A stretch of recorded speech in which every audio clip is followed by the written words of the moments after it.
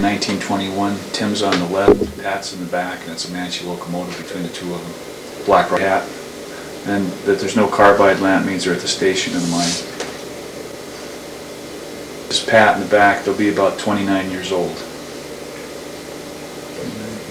They were married by Tim Shea standing in his yard at 44 Missoula in the 20s.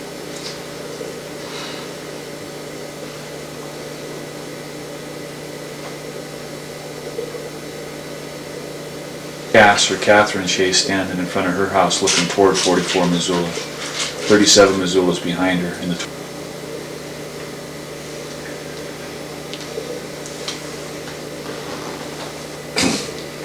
On the left is my brother-in-law Andy Kiowa, then me, John Shea, immigrant from Ireland, and Andy's father's an immigrant from Poland in 1957, so.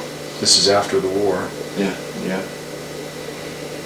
John, family picture at the Lipton Inn, up Hale Columbia Gulch. This is Cass and Tim Shea. Candy Lake's in front of them. Marie and Pete Kennedy. Right in front of Marie is Margaret Shea. Actually, that's Marie Kennedy, and then that's Pete with the jug in front of his face. That's Margaret, Pat's wife, and then Cass, John's mother.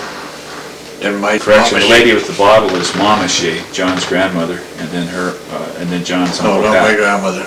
Correction, Mama Shea was not John's grandmother, but that's Mama Shea with John's uncle. In front of John's uncle John Larry, Cass's brother, 33 Missoula, in front of their house.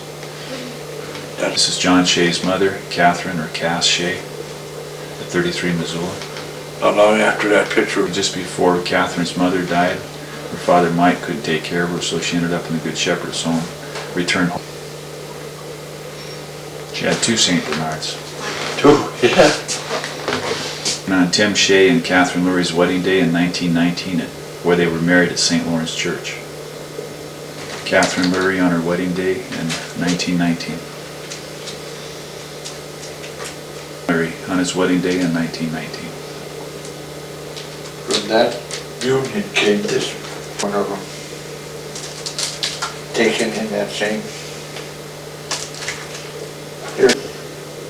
Tim Shea's hands. Picture was the one in the long journey home.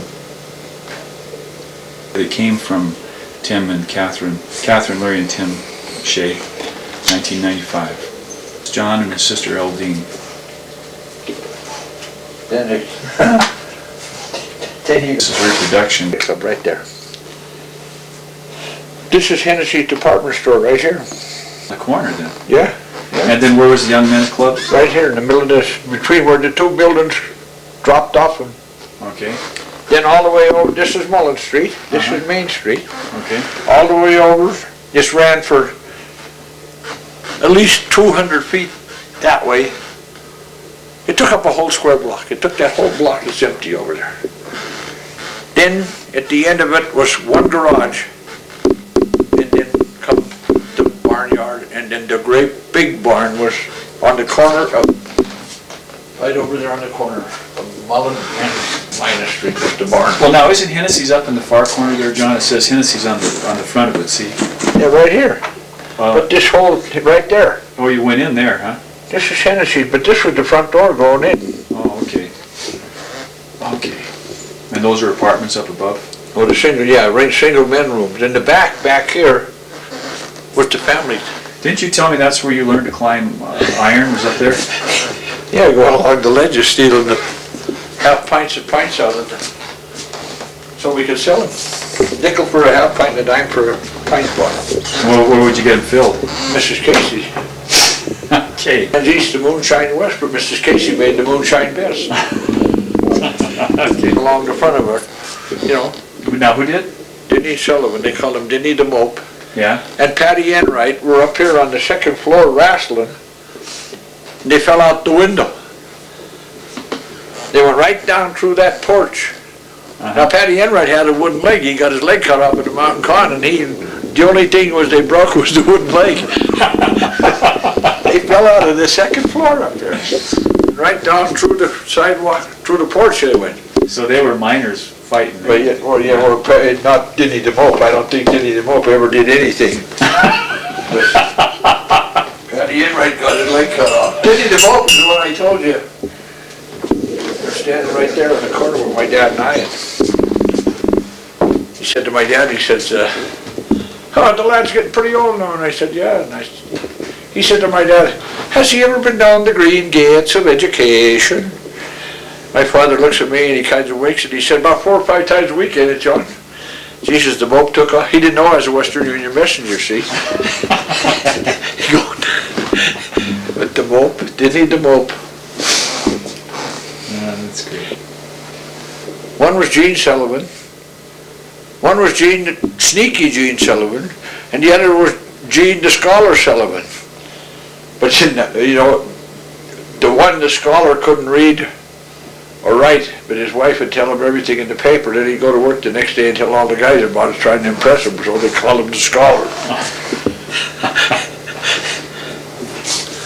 And then the other Gene Sullivan, there was a little timid little guy. He worked over the con, but my dad was Tim Shea number 3 at the Mountain Con Mine.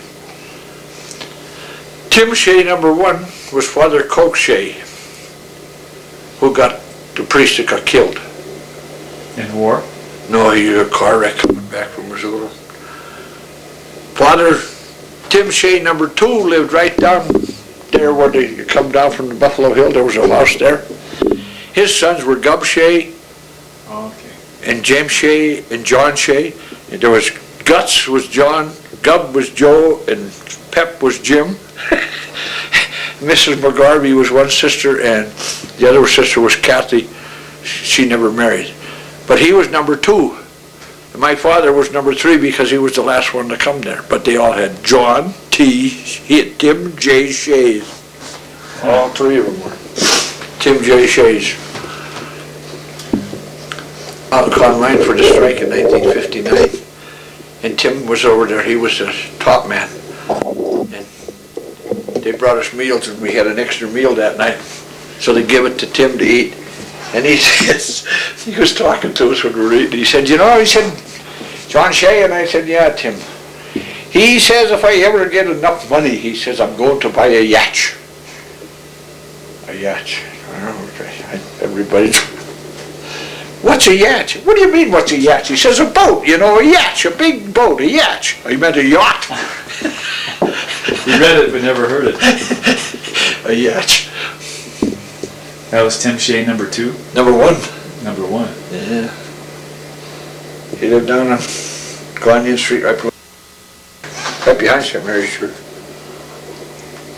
I was born when I'm glad I was born here in Centerville, and the life I've had, I enjoyed every single minute of it, and I mean, I would never want to be born today because I don't know how the kids of today are going to survive. Well, they must have said that when we were kids too, but we didn't have the dope. We didn't have automobiles. We had the Mullen field. Every kid in Centerville was on that field at one time or other.